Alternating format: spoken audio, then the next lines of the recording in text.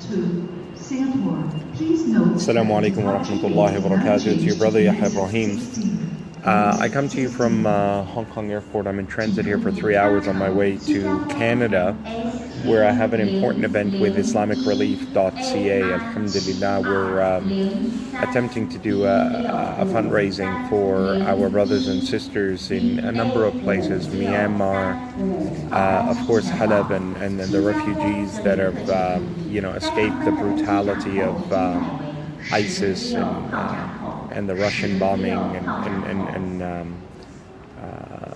the forces there that have brought them out. So the attempt, inshallah, is to look at a few verses of Surah Luqman, as we've been doing. And alhamdulillah, we're at verse number 22.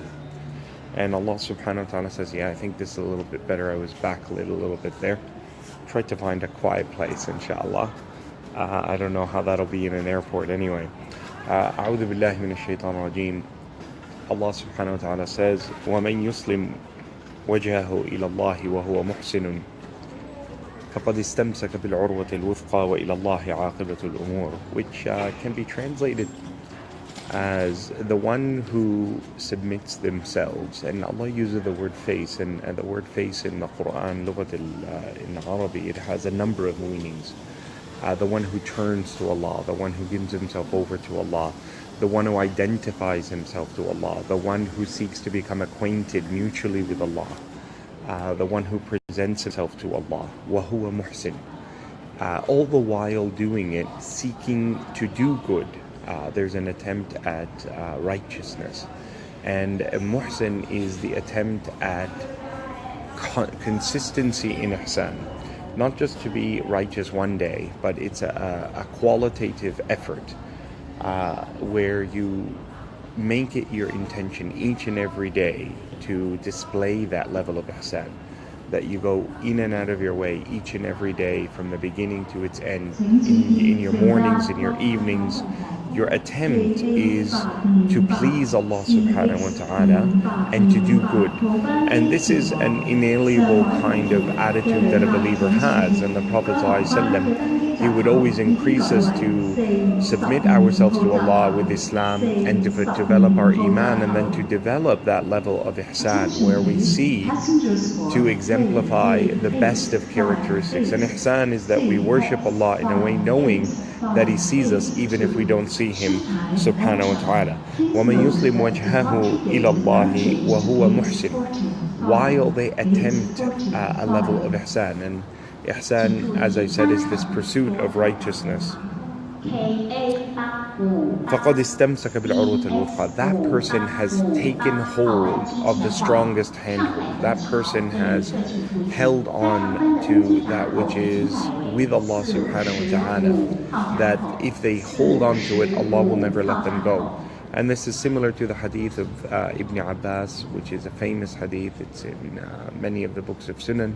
It's an authentic hadith where the Prophet ﷺ would say to him, احفظ الله يحفظك, guard Allah and Allah will guard you. احفظ الله تجده تجاهك, guard the sanctity of what Allah has ordered you and do what is good, and you will find that Allah is always available and in your assistance. فَقَدْ اسْتَمْسَكَ بِالْعُرْوَةِ الْوُثْقَى, they have held the strongest handheld. And this theme is given over and over in the Quran. So the strongest handheld, it's like you're holding off a cliff and you don't want to fall over from this cliff into a place of destruction. So you're holding on. You don't want to hold on to something weak that's going to break off. You don't want your grip to be loose so that you fall off. So when you hold on to Allah in that sense, which is in fact holding on to the Quran, the rope of Allah, that's why this imagery is that Al-Quran, Hablullah, it is the rope of Allah subhanahu wa ta'ala. وَاعْتَصِمُوا بِحَبْلِ اللَّهِ جَمِيعًا, hold on to that rope of Allah. It's like you're being pulled away in a fast torrent of a river, and someone throws you a lifeline and you held onto that lifeline, you want to make sure your hand grip is solid. And that hand grip is your ihsan, it's your righteous deeds and your belief in Allah subhanahu wa ta'ala. وَهُوَ مُحْسِنٌ فَقَدْ اسْتَمْسَكَ بِالْعُرْوَةِ الْوُثْقَى. That's how you ensure that you are holding on to Allah subhanahu wa ta'ala in the best of ways. وَإِلَى اللَّهِ عَاقِبَةُ الْأُمُورِ. And with Allah, eventually everything shall return, all matters will be decided. All judgment is with Him. No one has a say after Him subhanahu wa ta'ala. He's the one who is in charge of our qadr, of our fate, of our destiny. He's aware of who we are and where we are and when we are. He knows when we began and when it will end and how we will return to Him. And yet He gives us an opportunity to distinguish ourselves in our life, to approach Him in the best of manners. And therefore, al-aqibah إلى الله سبحانه وتعالى. We shall return to Allah subhanahu wa ta'ala. ثُمَّ يُنَبِّئُكُمْ بِمَا كُنْتُمْ تَعْمَلُونَ. And He will be the one who will acquaint us with how we used to actually conduct ourselves. Not just what other people saw, but what was in our hearts at the time of the things that we do.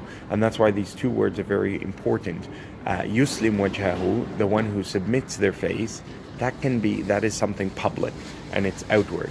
Ilallah, even though you seek Allah, it's something other people visualize. They see you in your prayer, they know whether you're fasting or not, whether you've gone to Hajj or not, whether you give zakat or not.